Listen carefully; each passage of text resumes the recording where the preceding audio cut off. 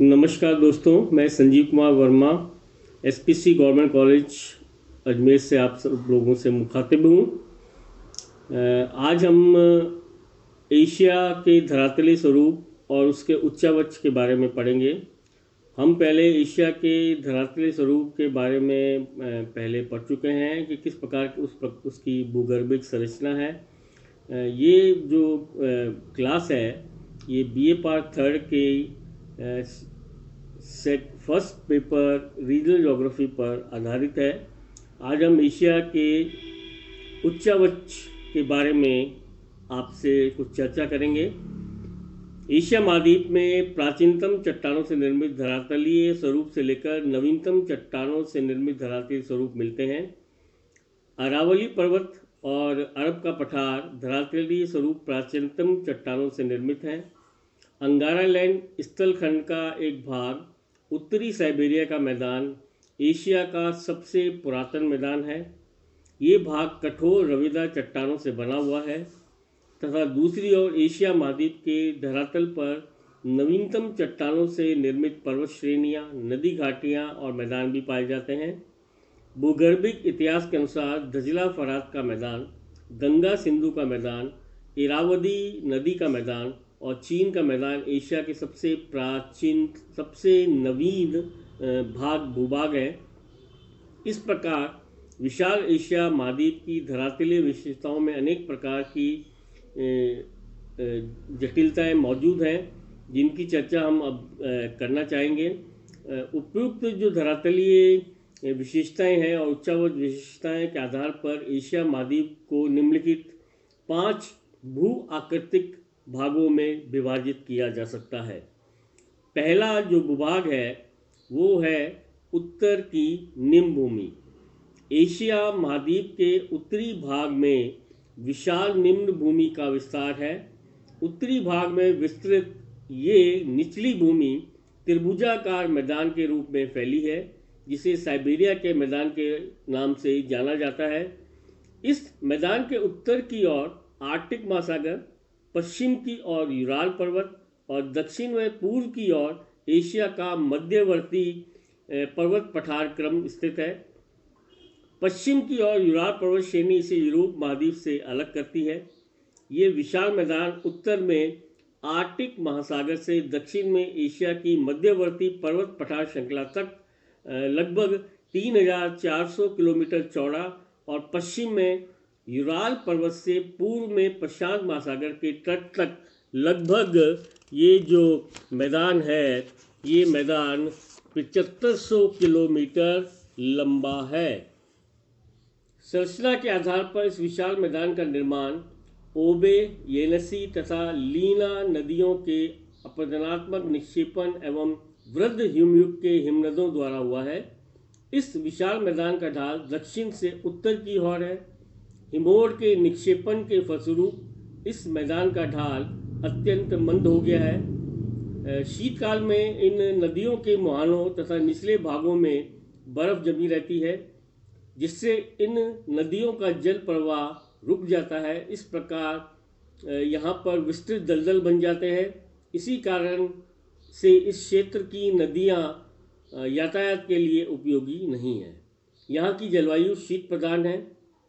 इस विशाल मैदान को स्थानीय विशेषताओं के आधार पर उप विभागों में विभाजित किया जा सकता है। पहला भाग है पश्चिमी साइबेरिया का विस्तृत मैदान। यूराल पर्वत तथा येनेसी नदी के मध्य ये संसार का सबसे बड़ा तथा सबसे समतल मैदान है। इस विशाल मैदान के अधिकांश भाग को ओबे नदी अपवाहित करती है। ये साइबेरिया का सर्वाधिक उपयोगी मैदान है। दूसरा भाग है पूर्वी साइबेरिया का मैदानी या पर्वतीय भाग। ये भूखंड मैदानों और पहाड़ियों का मिश्रित भूक्षेत्र है। इस भूखंड में पहाड़ियों की श्रृंखला प्रशांत महासागर के तट तक पाई जाती है। तुषार भूमि के कारण इस प्रदेश में जनसंख्या बहुत कम मिलती है। और तीसरा भाग है मध्य साइबेरिया का पठारी भाग। ये पठारी भूभाग येनेसी नदी से लीना नदी के मध्य विस्तृत है।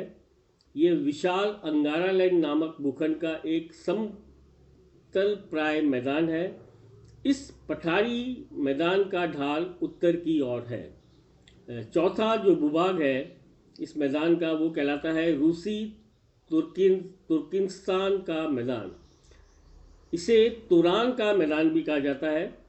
ये मैदान अराल एवं कैस्पियन सागर के समीप स्थित है। ये मैदान समुद्र तल से काफ़ी नीचा है। यहाँ शुष्क जलवायु पाई जाती है, इस कारण ये मैदान मरुभूमि में बदल गया है। दूसरा जो मुख्य भाग है उच्चवच के तौर पर वो कहलाता है मध्यवर्ती पर्वत पठार क्रम। एशिया महाद्वीप के मध्य भाग में फैली हुई पर्वत श्रेणियाँ इस महाद्वीप का सबसे महत्वपूर्ण भाग है। इन पर्वत श्रेणियों का विस्तार एशिया के लगभग 78 लाख वर्ग किलोमीटर क्षेत्र पर है, जो इस महाद्वीप का लगभग 20% से अधिक भाग है। इस पर्वत श्रृंखला का विस्तार पश्चिम में टर्की के पास भूमध्य सागर के तट से पूर्व में बेरिंग सागर तक एशिया के मध्य भाग तक है। इन पर्वत श्रेणियों के मध्य अनेक उच्च पठार भी सम्मिलित होते हैं। ये पर्वत श्रेणियां पामीर की गांठ के उच्च भाग से निकलती हैं, जो दुनिया की छत के नाम से प्रसिद्ध है। पामीर की गांठ से दक्षिण पूर्व में फैलने वाली श्रेणी हिमालय पर्वत श्रृंखला के नाम से जानी जाती है। ये महान पर्वत समूह पश्चिम में बलूचिस्तान से लेकर म्यांमार के अराकान योमा तक फैला हुआ है। इसका विस्तार लगभग 3500 किलोमीटर में है और ये संसार की सर्वोच्च पर्वत श्रेणी है। प्रमुख हिमालय श्रृंखला भारत, नेपाल व भूटान में फैली है, लेकिन उत्तरी ढाल आंशिक रूप से तिब्बत में, पश्चिमी विस्तार पाकिस्तान, अफगानिस्तान एवं मध्य एशिया में है, जबकि सर्वोच्च ऊंचाई नेपाल में है। इसका सर्वोच्च शिखर माउंट एवरेस्ट विश्व का सबसे ऊंचा पर्वत शिखर है और इसकी ऊंचाई लगभग 8,848 मीटर है। इसके अतिरिक्त 7,000 मीटर से अधिक ऊंचाई की अनेक शिखर मिलते हैं, जिनमें केटू, कंचनजंगा, मकालू, धौलागिरी और मनास्क आदि हैं। और ये पर्वत श्रेणियाँ प्रमुख रूप से इस हिमालय पर्वत श्रेणी का ही एक भाग है। हिमालय पर्वत श्रेणियों की एक शाखा नीचे दक्षिण पूर्वी एशिया के द्वीपों की ओर भी चली गई है। पूर्वी सीमावर्ती पहाड़ियाँ अपेक्षाकृत कम ऊंचाई वाली हैं। इनमें नागा, गारो, खासी, जयंतिया तथा पटकोई प्रमुख है। म्यांमार में इसकी प्रमुख श्रेणियाँ अराकान योमा तथा पिगू लीगा है। पिगू गोमा भी कहते हैं। पामीर की गांठ से निकलने वाली पर्वत श्रेणियों का तीसरा क्रम पूर्व की ओर फैला है। पामीर की गांठ से पूर्व की ओर जाने वाली श्रेणी को कुनलुन श्रेणी के नाम से जाना जाता है और सिनलिंग पर्वत श्रेणी इसी क्रम में फैली हुई है। पामीर की गांठ के पूर्व की ओर दूसरी पर्वत श्रेणी तथा उत्तर दिशा की ओर फैली है, जिसे अल्टाई टांग तथा नानशान कहा जाता है। हिमालय और कुनकुन पर्वत श्रेणियों के मध्य तिब्बत का मुख्य पठार विस्तृत है। इस पठार के उत्तरी पूर्वी छोर पर पामीर की गांठ से आबद्ध कराकोरम पर्वत श्रेणी मिलती है। पामीर की गांठ से उत्तर पूर्व की ओर पर्वत श्रेणी फैली हुई है, जिसे हिमालय पर्वत श्रेणी के नाम से जाना जाता है। ये श्रेणी उत्तरी चीन तक फैली है। थियानशियान से आगे अल्टाई, याकुलोनोव तथा स्टेनोनोव पर्वत है। थियानशियान तथा कुनलुन पर्वत श्रेणियों के मध्य तारिम बेसिन स्थित है या मिलता है। मध्यवर्ती पर्वत पठार क्रम की विशाल पर्वत श्रेणियों के मध्य अनेक पठार स्थित हैं, जो कि कई तरह की पर्वत मालाओं से घिरे हुए हैं। इन पठारों की ऊंचाई 1000 से 4000 मीटर के लगभग है। इनमें कुछ कटे फटे और कुछ सपाट भी हैं। एशिया के मध्यवर्ती भाग में इन पठारों की उपस्थिति के कारण इस भाग की जलवायु विविधतापूर्ण पाई जाती है, जिनमें मुख्य रूप से है तिब्बत का पठार। ये हिमालय और कुनलुन पर्वत श्रेणियों के मध्य स्थित है। ये विश्व का सबसे ऊंचा पठार है, जिसकी औसत ऊंचाई 4500 मीटर है। इस पठार के उत्तर पश्चिमी छोर पर कराकोरम पर्वत श्रेणियाँ मिलती हैं। दूसरी जो है वो है तारिम बेसिन। ये थियानशियान और कुनलुन पर्वत श्रेणियों के मध्य स्थित है। ये एक शुष्क पठार है जिसमें सिक्यांग प्रांत का लगभग आधा भाग सम्मिलित किया जाता है। तीसरा जो पठार है वो है जुंगेरिन बेसिन। ये सिक्यांग पर्वत के उत्तर में थियानशियान तथा अल्टाई पर्वत श्रेणियों के मध्य स्थित है। ये एक छोटा पठार है। चौथे नंबर का जो पठार है वो कहलाता है सैदाम का पठार। ये कुनलुन तथा अल्टाई टांग पर्वत श्रेणियों के मध्य स्थित है। पांचवें प्रकार का पठार जो है वो है ईरान का पठार। ये एलबुर्ज तथा जैग्रोस पर्वत श्रेणियों के मध्य स्थित है। ये पठार चारों ओर से पर्वत श्रेणियों द्वारा घिरा हुआ है। छठा जो पठार है वो एशिया माइनर का पठार कहलाता है। आर्मीनिया की गांठ से पश्चिम की ओर दो पर्वत श्रेणियाँ फैली हैं।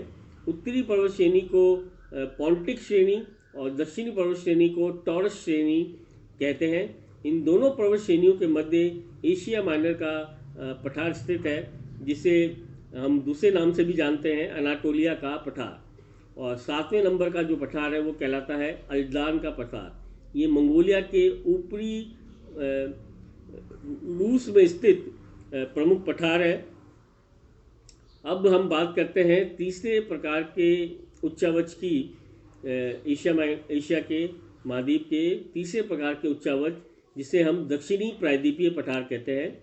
एशिया महाद्वीप के दक्षिणी पश्चिमी, दक्षिणी और दक्षिणी पूर्वी भाग में प्राचीन चट्टानों से निर्मित तीन प्रायद्वीपीय पठार मिलते हैं, जिनमें पहला है अरब का प्रायद्वीपीय पठार और दूसरा है भारत का प्रायद्वीपीय पठार और तीसरा है हिंद चीन का पठार। ये प्राचीन भूखंड का अंग है, जिसे गोंडवाना भूखंड के नाम से भी हम जानते हैं। हम एक एक करके इन तीनों के बारे में चर्चा करेंगे। पहला है अरब का प्रायद्वीपीय पठार। एशिया के दक्षिण पश्चिम भाग में संपूर्ण अरब पर फैला हुआ ये पठार पूर्व में फारस की खाड़ी तथा पश्चिम में लाल सागर के मध्य महाद्वीप की रचना करता है। यहाँ प्राचीन कठोर व रवेदार चट्टानें मिलती हैं, जैसे कि ग्रेनाइट और नीस की यहाँ पर प्रधानता है। लंबे समय तक अपरदनकारी क्रियाओं, अपक्षय और भूगर्भिक हलचलों के कारण ये प्रायद्वीपीय पठार कहीं कहीं पर तो कटा फटा है और कहीं पर बिल्कुल ही सपाट हो गया है। इस पठार की औसत ऊंचाई 2000 मीटर तथा ये इसका ढाल उत्तर की ओर है। जलवायु की दृष्टि से प्रायद्वीपीय पठार शुष्क व मरुस्थलीय है। अत्यंत शुष्कता होने के कारण इन चट्टानों का विखंडन और आवरण बहुत जल्दी इसका क्षय हुआ है और शुष्क तेज हवाओं से इसके चट्टानी भागों पर रेत की कई परतें जम गई हैं, जिससे ये जो पठार है वो रेतीला बन गया है। इसके मध्य भाग में खनिज तेल और प्राकृतिक गैस के विशाल भंडार मिलते हैं। दूसरी प्रकार का जो पठार है वो भारत का प्रायद्वीपीय पठार है। भारत का प्रायद्वीपीय पठार भारतीय उपमहाद्वीप के दक्षिण में त्रिभुजाकार रूप में फैला है, जो उत्तर में चौड़ा और दक्षिण में पतला है। इसके पूर्व में पूर्वी घाट और पश्चिम में पश्चिमी घाट, जिसे हम सह्याद्री पर्वत के नाम से भी जानते हैं, मिलते हैं और उत्तर में अरावली, राजमहल व शिलांग की पहाड़ियाँ विस्तृत हैं। इसका विस्तार दक्षिणी पूर्वी राजस्थान, मध्य प्रदेश, पश्चिमी आंध्र प्रदेश, उड़ीसा, झारखंड, महाराष्ट्र, कर्नाटक, पूर्वी केरल, छत्तीसगढ़ व तमिलनाडु राज्यों के लगभग 7 लाख वर्ग किलोमीटर क्षेत्र में विस्तृत है। विभिन्न भूवैज्ञानिक इसे प्राचीन गोंडवाना लैंड का ही एक भाग मानते हैं। ये पठार की औसत ऊंचाई करीब 1500 मीटर है और इसका ढाल पश्चिम से पूर्व और उत्तर पूर्व की ओर है। इसके पश्चिमी किनारों का ढाल अरब सागर की ओर काफ़ी तीव्र रूप से फैला हुआ है। ये पठार लंबे भूवैज्ञानिक इतिहास से गुजरा है तथा अपने निर्माण के अधिकांश समय में समुद्र तल से काफ़ी ऊंचा या ऊपर ही रहा है, जिस कारण इस पर लंबे समय तक अपरदनकारी क्रियाएं चलती रही हैं। इस प्रदेश में भ्रंश एवं विभंजन की क्रियाएं भी निरंतर रूप से होती रही हैं। इस पठार के उत्तरी भाग में विंध्याचल पर्वत, सतपुड़ा पर्वत और मालवा का पठार आदि प्रमुख पर्वत श्रेणियाँ मिलती हैं, जबकि इस पठार के दक्षिणी भाग में इलायची, कार्डमम हिल्स और नीलगिरी की पहाड़ियाँ प्रमुख रूप से मिलती हैं। अब हम बात करेंगे तीसरे प्रकार के पठार की, जो कहलाता है हिंद चीन का पठार। ये दक्षिण पूर्वी एशिया में 8 लाख वर्ग किलोमीटर क्षेत्र में फैला हुआ है और एक ये प्रायद्वीपीय पठार है। पठार का जो अधिकांश भाग है वो हिंद चीन में स्थित है।